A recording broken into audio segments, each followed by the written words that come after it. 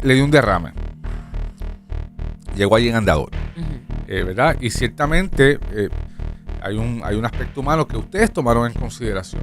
Aquí no obró la pena, ni, como le dije, hay muchos elementos que se toman en consideración. Porque él puede caminar y hablar, y en una celda, pues lo atienden. Estoy de acuerdo con usted. Y cuando cometió estos delitos no Por tenía eso. ninguna situación.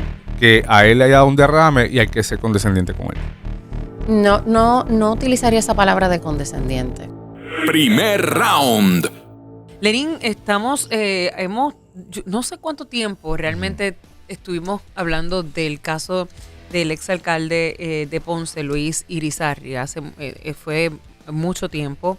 Tú y yo hablábamos ayer de la particularidad de que esta era una persona que a nosotros, a todas luces, era una persona que no necesitaba estar en la política, era un completo profesional, un médico internista muy famoso en Ponce. De hecho, era como el médico del barrio, que nos dicen que era como que todo el mundo iba donde Rafael Irizarry. Luego se mete en esto de la política, le gana a Mayita Meléndez, le gana abrumadoramente, y había una impresión de que estaba haciendo un buen trabajo en Ponce hasta que cayó en desgracia. El caso del alcalde de Ponce ha provocado por mucho tiempo una consternación o una preocupación ¿verdad? Ha levantado indignación, particularmente de parte de los ponceños.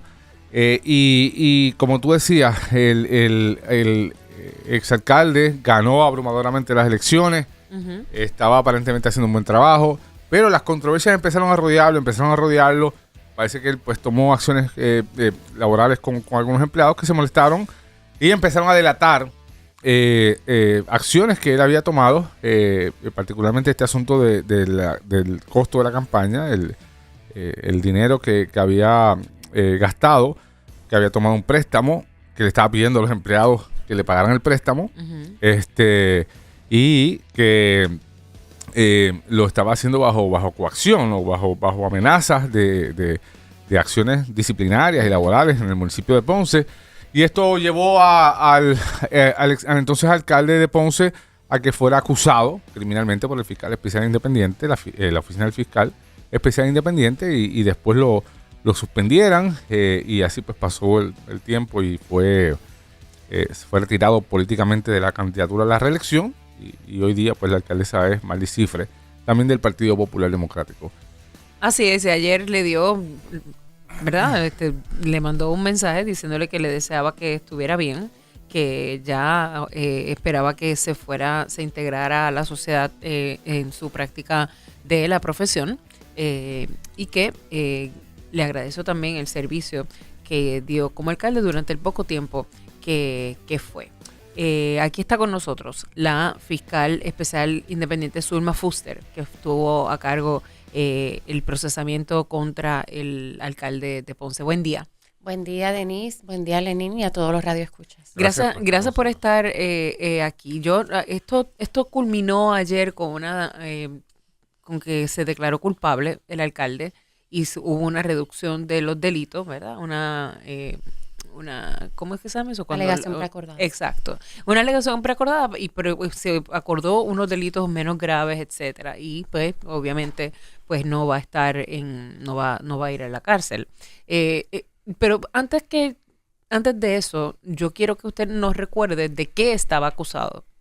El exalcalde Irizarry Pavón fue acusado de artículo 4.2b de la Ley de Ética Gubernamental, que conlleva utilizar su posición, su poder, a los efectos de conseguir un beneficio personal. Tenía otro artículo que era el artículo 251 del Código Penal, enriquecimiento injustificado, porque pues, dentro de su posición se enriqueció injustificadamente, utilizando su poder y de una forma ilegal. Él tomó un préstamo personal, que la obligación era personal. O sea, él fue al banco, tomó un préstamo. ¿De cuánto? Se cualificó de $50,000. Se cualificó como un préstamo personal. Y entonces comenzó a pagar ese préstamo inicialmente. Luego Entonces entendió que, ¿verdad?, no tenía fondos para pagarlo, y entonces una vez fue juramentado como alcalde, comenzó a solicitarle a empleados que estaban bajo su mando, bajo su poder como alcalde, empezó a solicitarles que le fueran haciendo esos pagos mensuales.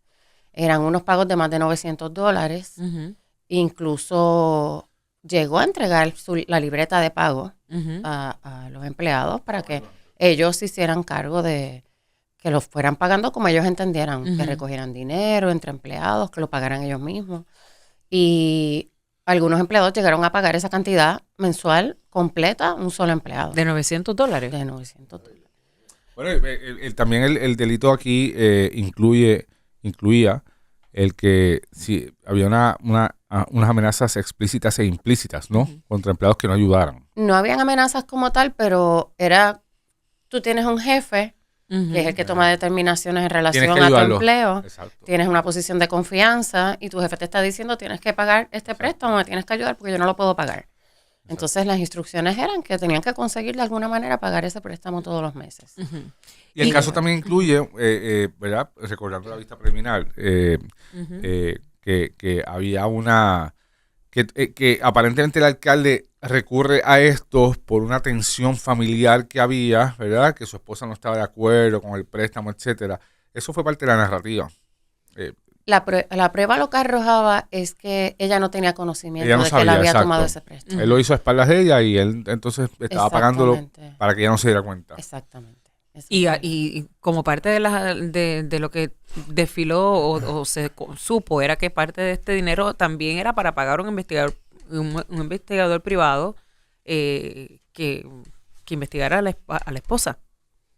Bueno, surgieron distintas, ¿verdad?, vertientes de cómo él utilizó este dinero para su beneficio personal, no para la campaña, el préstamo. Incluyendo pagar ese investigador. Eso surgió de la prueba, igual que surgió que pagó gastos de su oficina médica y otras cosas personales. Pero no es ilegal usar chavos del bolsillo de uno para pagar una campaña política. No es ilegal, lo que es ilegal es exigirle a los empleados que paguen por ese préstamo. Ahí está la ilegalidad. Cualquier persona puede tomar un préstamo, X candidato, y pagar mi campaña. Y pagar su campaña, claro, si lo quiere pagar. Lo han hecho mucho. Y tomar dinero también de su peculio, si lo desea. Exacto. O sea, eso no es ilegal. La ilegalidad es cuando recurre a empleados para que se lo paguen, so pena de los rangos de superioridad laboral. O que se tomen represalias. O que se tomen represalias. O que tú vivas asustado porque es tu jefe poder, y te van a votar. Claro, la relación de poder y subalterno. Claro, que sientas esa exigencia todo el tiempo sobre ti. Ahora, al pueblo, yo entiendo que a la oficina ustedes se ahorran mucho, ¿verdad? Con esta declaración de culpabilidad del alcalde.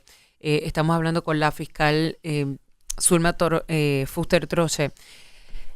¿Al pueblo le conviene este acuerdo? Nosotros tomamos siempre en consideración muchos elementos cuando se hace este tipo de negociación.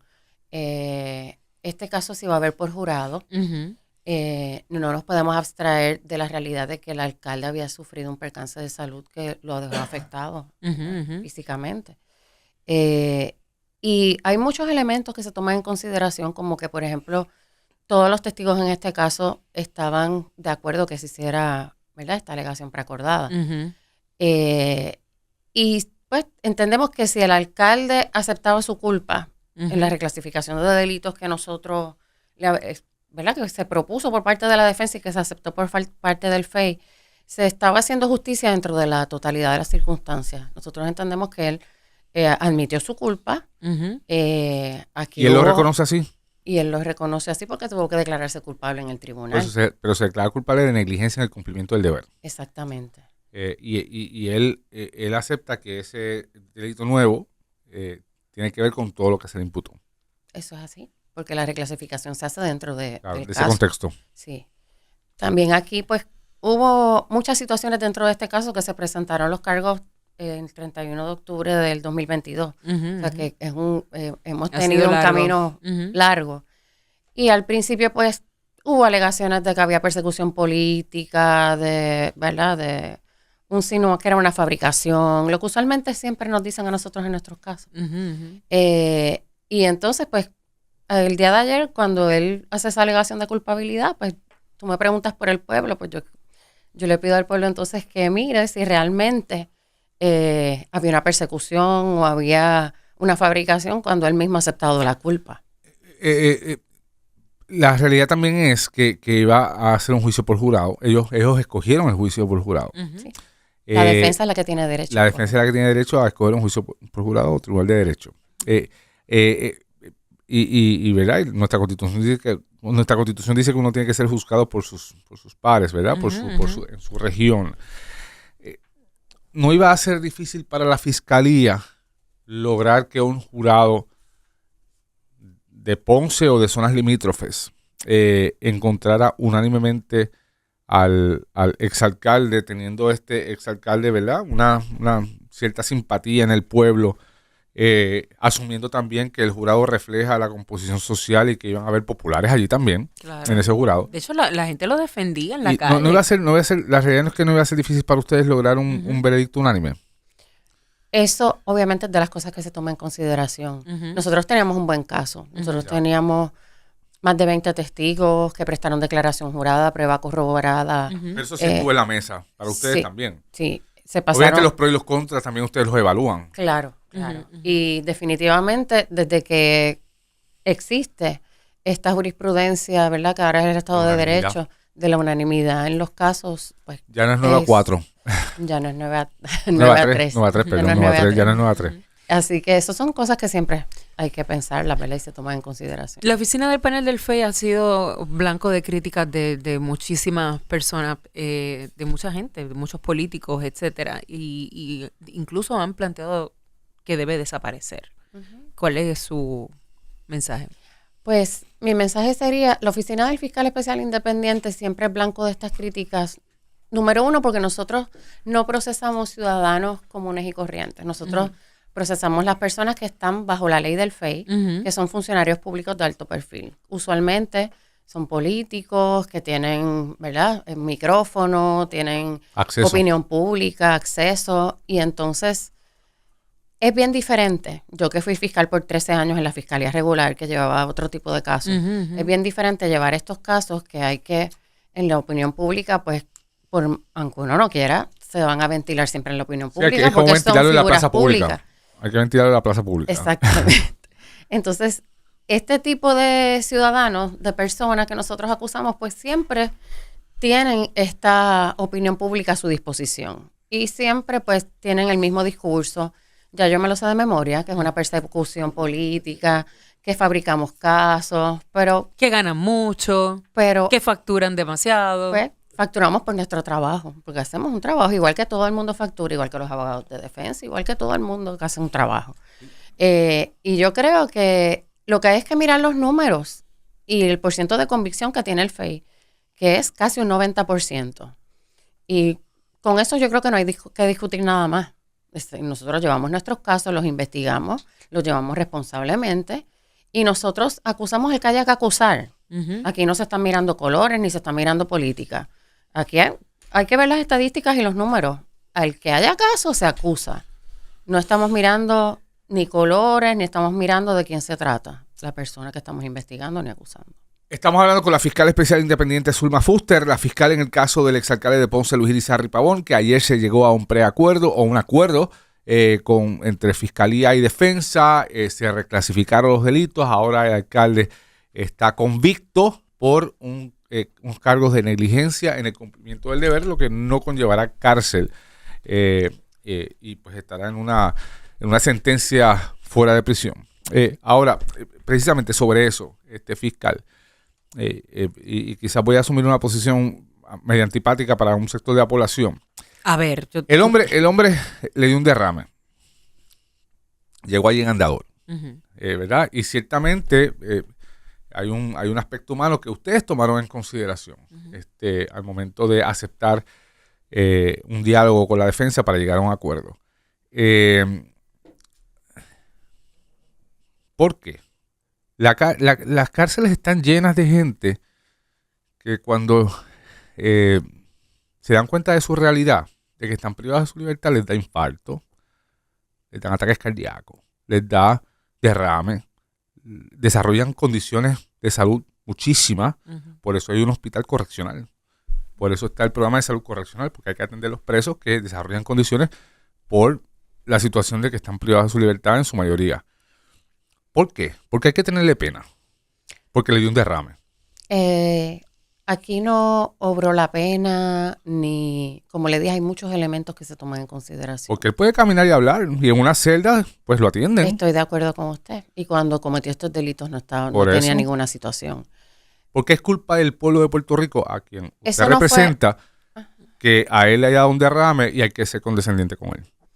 No utilizaría esa palabra de condescendiente. Nosotros tomamos en consideración, como le dije, muchos elementos. Este elemento sí fue uno de los que se tomó en consideración, no lo voy a decir que no. Pero tenemos que tomar en consideración qué posibilidades tenemos de prevalecer ante un escenario con un jurado que tiene que ser unánime. Esa fue la razón. No fue la razón única. Pero fue la razón de mayor peso. Pero fue dentro de lo que, ¿verdad? De las mayor razones que peso. se tomaron en consideración, esa fue una de las razones. De mayor peso. Y tienes un acusado que está admitiendo, ¿verdad? Que cometió, es una convicción. Ya. Él es culpable y convicto. Ustedes no le cogieron O sea, pena. no es que estamos archivando Ustedes un caso. no le cogieron pena. No, Porque para el nada. hombre que mató a su esposa el fin de semana pasado en Guayama tuvo que ser llevado al hospital 2 veces porque estaba casi infartando. Imagínense, si tenemos pena con él. Si vamos a cogerle pena a los acusados de delito, sea porque mató a su mujer o porque le robó al pueblo o porque cometió un acto de corrupción pública, pues así no Es llegaremos que a yo ninguna pienso que parte. las personas tienen que ser responsables de sus actos. Por eso. Y esta alegación preacordada, pero a lo mejor se hubiese llegado a la misma alegación, aunque el alcalde no hubiese tenido ese percance. Ok. O sea, lo que le estoy diciendo es que hay muchos elementos que se toman en consideración y la pena no es uno de ellos, ¿verdad? Él estaba en su salud plena cuando Cuando ocurrieron cometió el estos acto, hechos. claro. Así que no tenemos por qué, ¿verdad? Como usted dice, tomar la pena en consideración. Ustedes tienen otros casos pendientes, ¿no? Sí, hay varios Hay, casos pendientes. Ustedes todavía tienen el caso de Orlando, ¿cómo Sí. se llama? Representante. El representante Orlando Orlando Aponte. Aponte. ¿En qué está todo ese caso? Ese caso está para juicio. Para juicio ya. Ujú, En estos días había una vista, ¿verdad? En estos días hubo una vista, él renunció al jurado ujú. y ya tiene fecha para comenzar el juicio. ¿Y él está Interesante, porque acusado renunció al de? jurado. Renunció al jurado. ¿Está Interesante. acusado de? Está acusado de violencia doméstica, violación, ley de armas. Los Tiene nenes son varios testigos. Yo no soy la fiscal de ese caso, Ya. no me atrevería a entrar, ¿verdad?, en detalle. Ujú. Y lo que le puedo decir es lo que más o menos trasciende públicamente, Ya. lo que...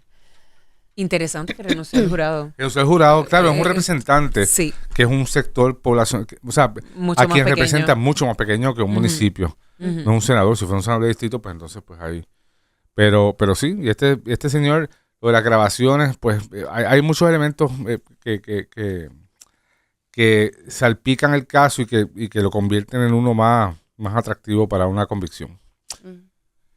Entonces, ¿usted no cree que hay que eliminar la Fiscalía Especial Independiente? No, estoy segura que no. ¿Está segura que no? Nosotros hacemos un trabajo que pues está retratado en las estadísticas. O sea, ¿Quién es la nosotros presidenta? La hemos sido... presidenta es Igris Rivera, la Igris Rivera, licenciada claro. Igris Rivera. sí. Si no existiera la figura del FEI, para que la gente entienda, estos funcionarios de alto perfil, senadores, representantes, gobernadores, alcaldes, etcétera, los estaría procesando los fiscales del Departamento de Justicia, que están Quienes ellos sujetos, nombraron, a que ellos nombraron. sí, quienes están sujetos a un nombramiento del gobernador y a Ujú. consejo y consentimiento de la legislatura. Ujú. Así que sería como, ¿verdad? Es un conflicto y no estarían libres para poder ellos hacer unas determinaciones, ¿verdad? Dentro de su realidad, Claro, de pero que la los figura- nombran los políticos. La oficina del FEI, la intervención política es indirecta, pero está ahí, porque la presidenta del FEI la nombra el gobernador, los ex jueces miembros del panel los nombra el gobernador y los... La pregunta es si son y realmente entonces independientes. ellos son los que los contratan a ustedes. Ujú. Claro, O claro. sea, que es indirecta, pero el cuerpo político siempre tiene que intervenir. Siempre tiene que intervenir en Claro. todo el ordenamiento Claro. gubernamental, Eso- porque eso- eso así es es. así, así es. Así es. Pero no es un nombramiento directo. Claro. Y yo, desde que estoy en el FEI, que llevo 13 años, pues yo he estado con compañeros de todas las ideologías, y allí pues no se miran colores realmente, porque nadie está preocupado por si lo van a nombrar o no. ¿Usted tiene otros casos pendientes? En este momento estamos investigando el caso de Doralis Rivera, es un caso de la Autoridad de Tierras. Estamos en medio de esa investigación. Ese es el caso de... ¿Ese fue el que refirió Ramón González Beiró? Eso. Sí, ese caso. El exsecretario de Agricultura. Había más gente ahí también. Sí, está también la directora de la División de Finanzas, Astrid Rivera. Y era por la repartición de fondos de barril. ¿Y apropiación? Eso es así. ¿Y usted ya acusaron? ¿Ya? No, estamos en la investigación. Okay. Solicitamos una ampliación y se nos concedió porque hemos encontrado también otros aspectos, ¿verdad? Que vale la pena. Tenemos espacio para investigar. Y yo sé que hay muchas personas vinculadas a este caso. ¿Sobre todas tienen ustedes jurisdicción? ¿O algunas la fiscalía regular los tendrá que acusar? La ley del FEI fue enmendada a los efectos de que los coautores también pudiesen ser aunque procesados no estén a un por nivel el FEI. jerárquico alto. Aunque no estén, siempre y cuando la persona referida que comenzamos a investigar sí esté bajo la ley. Y esa persona sí está bajo la jurisdicción, pero podría, aquí yo por lo que vislumbro, hay mucha gente que cometió delitos, incluyendo organizaciones sin fines de lucro, personas privadas, exacto. Esos receptores, sobre esos receptores ustedes tienen poder para acusar. Sí, sí, porque es la misma conspiración. Sí, sería parte del mismo, ¿verdad? Del mismo caso. ¿Y de cuánto es la extensión? Bueno, lo que sucede es que este caso fue paralizado porque la oficina del Contralor estaba realizando una auditoría. Ya la sacaron. Y entonces sacaron la auditoría, se desparalizó en el FEI. Sí. Había unos términos del término inicial que todavía quedaban. Y entonces recientemente pues nos fue ampliado, así que tenemos 90 días más para... O sea, que ¿usted cree que para antes de verano se presenten cargos? Antes de verano. Entendemos que sí. Muy bien. Gracias, fiscal. La fiscal especial independiente Zulma Fuster, aquí en vivo con nosotros en Primer Round por Magic 97.3, 99.5. Primer Round, lunes a viernes de 6 a 9 y 14 de la mañana por Magic, donde todo comienza.